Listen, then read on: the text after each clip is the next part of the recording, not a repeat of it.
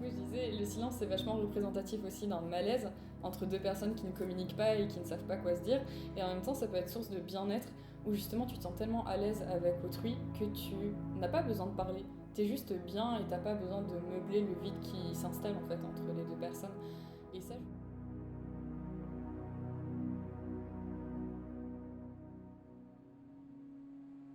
parce que je sais que chez Duras, le silence, au contraire, c'est souvent source de malaise, d'un problème, d'une déficience chez le personnage.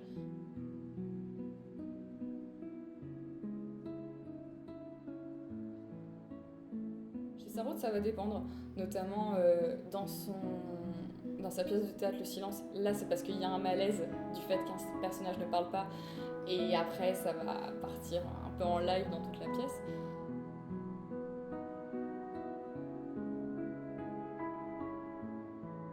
Je pense que je peux trouver plus d'éléments sur le silence, mais comme un peu une béatitude, le silence plutôt positif. Ne serait-ce que dans Les Fruits d'or, moi j'ai plus vu le silence comme un peu le pouvoir de dire justement l'inverse, une sorte de pouvoir sociologique.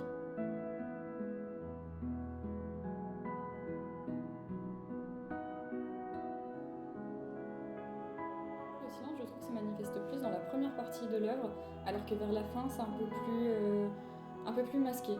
Ça sera porté sur autre chose, notamment la solitude qui apparaît, mais le silence, quant à lui, est vraiment plus focus au début.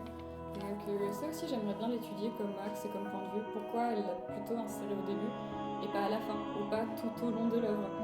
C'est peut-être plus important selon elle également.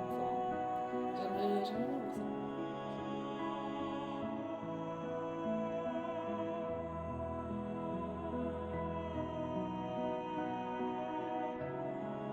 Je t'aime.